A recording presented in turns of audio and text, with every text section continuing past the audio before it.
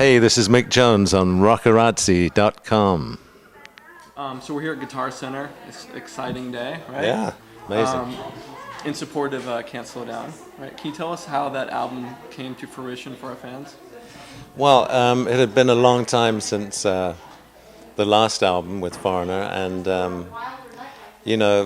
people say what happened in those 15 years. I don't know. It just went like people that I know in the business were sort of hinting that maybe it'd be a great idea to put the band back and or put a new band together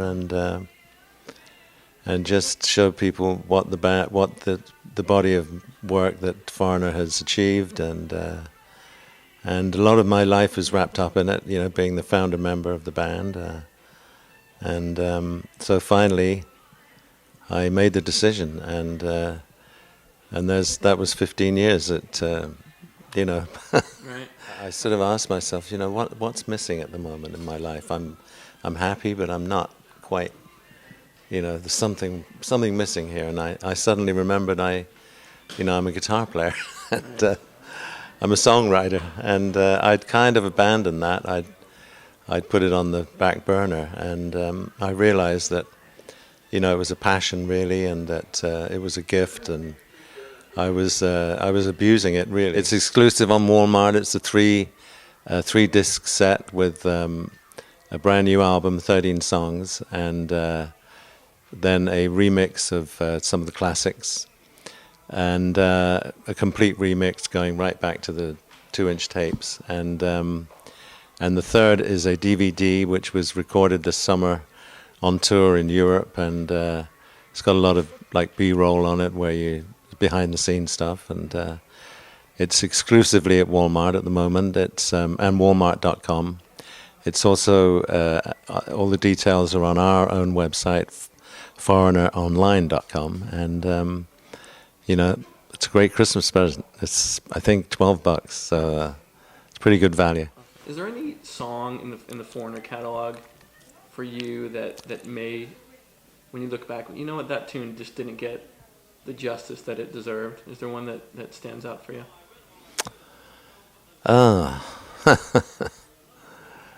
Well, there was a song on the Double Vision album called Spellbinder, which was one of my secret little favorites. There was a song on the Agent Provocateur album called That Was Yesterday, which didn't quite get the what I was expecting from it, but that was a very passionate song for me, so I guess I had a lot wrapped up in it.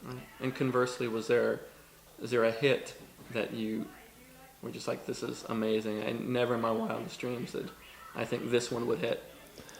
I think Urgent was probably the most surprising. It was we veered off in a different direction a bit. There was kind of an R&B influence in that.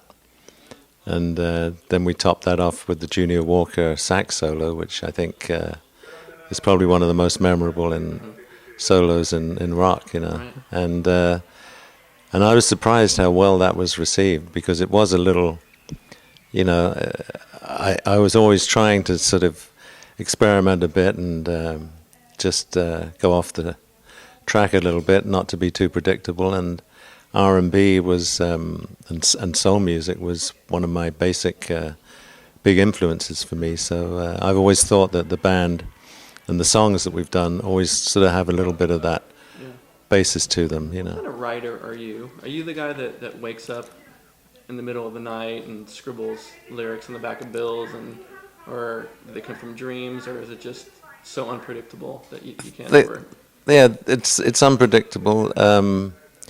I find myself scribbling down, titles, little phrases here and there, and then I lose them, and then I've got to try and remember what they were. Right.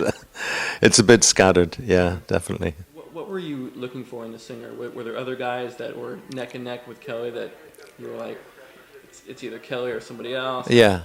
There were other guys, but they were, with Kelly, the difference was that he was like really getting into the songs and interpreting them.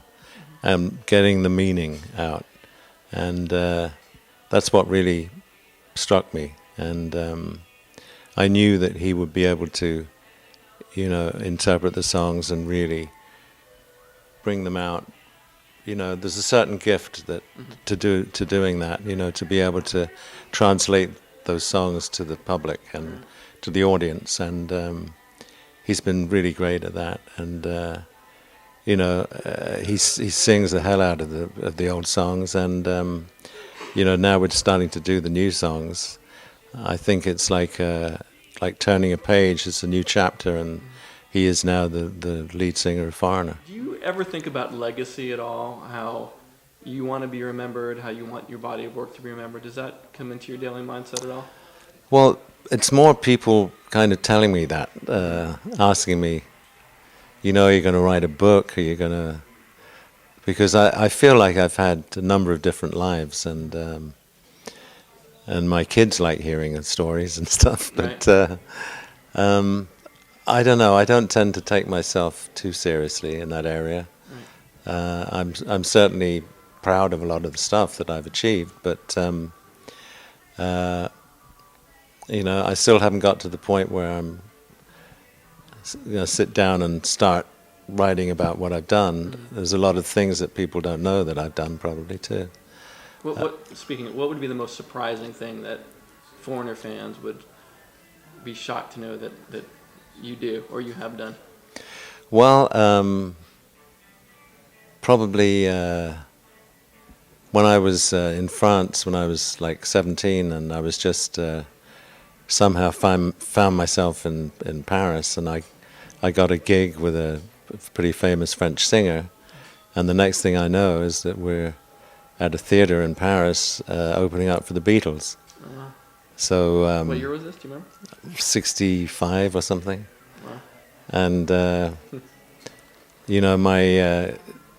it was like, in those days I had curtains that came down, and we'd come off, and then the Beatles would run on with their amps, and my guitar got snagged in the curtain, and it pulled it off, and I was still paying credit for the guitar. It was my first real good guitar, and I cursed in English, and John Lennon came up behind me and said, "Hey, we didn't know you were English. Come and hang out with the boys." And from that point, they kind of took me under their wing for 2 weeks, and it was like living a hard day's night, and it was certainly one of the most exciting, dazzling sort of experiences that I had. Right. And maybe that was what gave me the taste for, one day I'll get there somehow, Did you decide on the band name? Last question for you. Originally? Yeah. Yeah. Where did you come? I was just fed up with looking, and it suddenly dawned on me, maybe there's three English guys in the band, 3 Americans. Wherever we go, some of us will be foreigners. So kind of stuck, It's not a great, intriguing story, but...